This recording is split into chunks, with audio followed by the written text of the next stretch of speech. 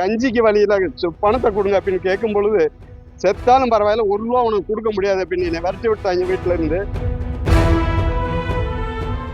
அவங்க வேலை வாங்கி தரேன்னு சொல்லி ஏமாற்றி 2 லட்ச ரூபா வாங்கிட்டாங்க. எனக்கு வந்து சத்துணவு அமைப்பாளர் வேலைக்கு 2 லட்ச ரூபா பணம் ஜெயபெருமாள், அவங்க அம்மா சிவகாமி அம்மா, நிகிதா, அவங்க எல்லாருமே வீட்டில் இருந்தாங்க. இருக்கும்போது போய் தான் பணம் கொடுத்தோம். அதனால் இந்த நிகிதான்றவ ஒரு குடும்பமே சீட்டிங் குடும்பம். பல்வேறு குடும்பங்களில் வேலை வாங்கி தருவதாக மிரட்டியிருக்காங்க. அவங்க அப்பாவே என்கிட்ட 10 லட்சம் வாங்கிட்டு தான் அவங்க வந்து டைவர்ஸ் கொடுத்தாங்க. அது 8 லட்ச ரூபா கொடுத்து வேலைக்காக கொடுத்தேன். மொத்தம் 25 லட்சம் கேட்குறாங்க. ஒரு 3-4 தவணையாக கொடுக்குறோம். வீடெல்லாம் விற்று தான் கொடுத்தோம்.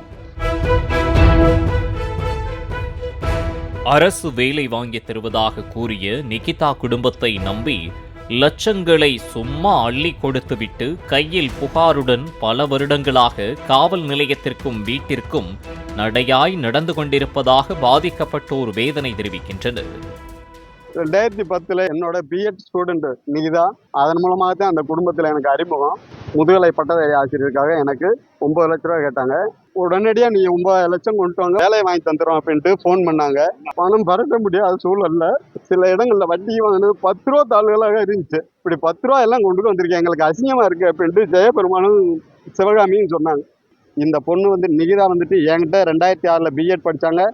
படித்து முடித்த உடனே வந்துட்டு கவர்மெண்ட் காலேஜில் ப்ரொஃபஸராக ஒர்க் பண்ணுறாங்க. இன்றைக்கி பல லட்ச ரூபா சம்பளமாக வாங்கக்கூடிய நபர்கள் வந்துட்டு நாங்கள் போய் எனக்கு கஞ்சிக்கு வழியில் பணத்தை கொடுங்க அப்படின்னு கேட்கும் பொழுது, செத்தாலும் பரவாயில்ல, ₹1 உனக்கு கொடுக்க முடியாது அப்படின்னு என்னை விரட்டி விட்டாங்க வீட்டில இருந்து.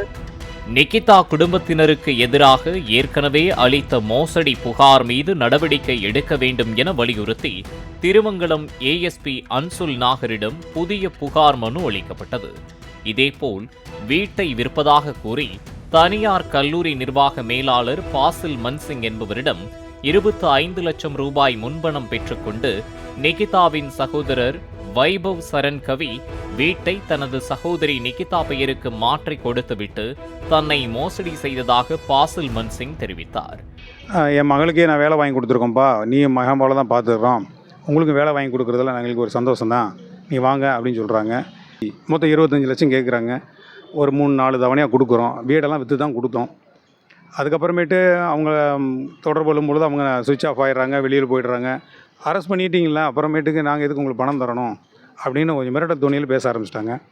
அந்த பையனுக்கு ஒரு உண்மையான ஆத்மா சாந்தி அடையணும்னா இவங்க அடுத்த ஸ்டேஜுக்கு கொண்டு போய் விசாரணையை முறைப்படுத்தணுன்றதான் எங்களுடைய கோரிக்கை. இப்போ இந்த மோசடி புகார் மீது உரிய நடவடிக்கை எடுக்க கோரி அவர் திருமங்கலம் ஏஎஸ்பி அன்சுல் நாகரிடம் புகார் அளித்தார். இந்த நிலையில் நிகிதா மற்றும் அவரது குடும்பத்தினர் அரசு வேலை வாங்கி தருவதாக கூறி சென்னை, கோவை, ஈரோடு, சேலம் உள்ளிட்ட பல்வேறு பகுதிகளிலும் பல கோடி ரூபாய் மோசடி செய்துள்ளதாகவும் குற்றச்சாட்டு எழுந்துள்ளது. இந்த நிலையில் பலரை திருமணம் செய்து மோசடி செய்திருக்கும் நிகிதாவின் நகைகள் திருடு போயிருக்காது என்றும், அவர் இளைஞர் அஜித்குமார் மீது கொடுத்ததே பொய்யான புகாராகத்தான் இருக்கும் என்றும், அவரை திருமணம் செய்து ஒரு நாள் கூட சேர்ந்து வாழாமல் ஏமாற்றத்திற்கு உள்ளான அரசியல் பிரமுகர் திருமாறன் ஜி தெரிவித்தார். எனக்கு இது நிகிதான்ற ஒரு லேடியை எனக்கு 21 ஆண்டுகளுக்கு முன்னாலே தெரியும். அவங்க செய்த திருமண மோசடியில் நானும் பாதிக்கப்பட்டவன். அவங்க வந்து திருமணம் செய்து எல்லாத்தையும் ஏமாற்றி தாலி கட்டிட்டு ஓடிட்டு வரதட்சணை கேஸு. இல்லை, எனக்கு இந்த நிகிதான்னு தெரிஞ்சிருந்தா சொல்லியிருப்பேன். இந்த வழக்கே பொய்யான வழக்காக இருக்கும். இது கண்டிப்பான முறையில் இவங்க பணம் நகையெல்லாம் தொலைக்கிறதுக்கு வாய்ப்பு இல்லை. இப்போ ஏதோ அந்த பயலுக்கு வாக்குவாதம் வந்திருக்கும், அந்த இதில் இதை வந்து இப்போ பழி வாங்கியிருக்காங்க. பல்வேறு குடும்பங்களில் வேலை வாங்கி தருவதாக மிரட்டியிருக்காங்க. அவங்க அப்பாவே என்கிட்ட 10 லட்சம் வாங்கிட்டு தான் அவங்க வந்து டைவர்ஸ் கொடுத்தாங்க.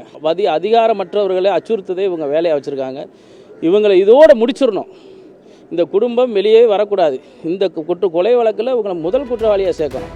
இதற்கிடையே பொள்ளாச்சியில் உள்ள ஹோட்டல் ஒன்றில் தனது தாயுடன் சாப்பிட்டு கொண்டிருந்த நிகிதாவை தடுத்து வைத்த இளைஞர்கள் போலீசாருக்கு தகவல் அளித்தனர்.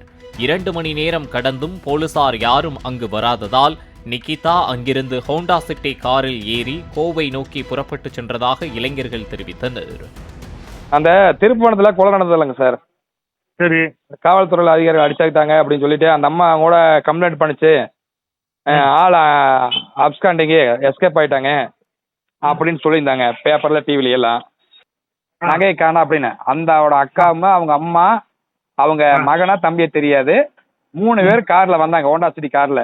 நாங்க அமிர்தசரப்புல டீ சாப்பிட போகும்போது பார்த்தோம். பார்த்துட்டு இந்த மாதிரி நீங்க காண தலைமறைவங்க, வேற இங்க கோவை மாவட்டத்தில் பொள்ளாச்சியில் இருக்குன்னு சொல்லி கம்ப்ளைண்ட் பண்ணுங்க 100ல். தலைமறைவு நமக்கு எதுவும் தலைமறைவு ஏதாவது இன்ஃபர்மேஷன் வந்துருக்கு சார்? நான் கண்ட்ரோலில் செக் பண்ணிக்கிறேன் சார். நான் செக் பண்ணிட்டு உங்கள் லைனுக்கு வரேன். சரிங்க சார். பாலிமர் செய்திகளுக்காக செய்தியாளர்கள் திருப்பரங்குன்றம் பாலமுருகன், திருப்புவனம் செல்வம், பாபு சரவணன்.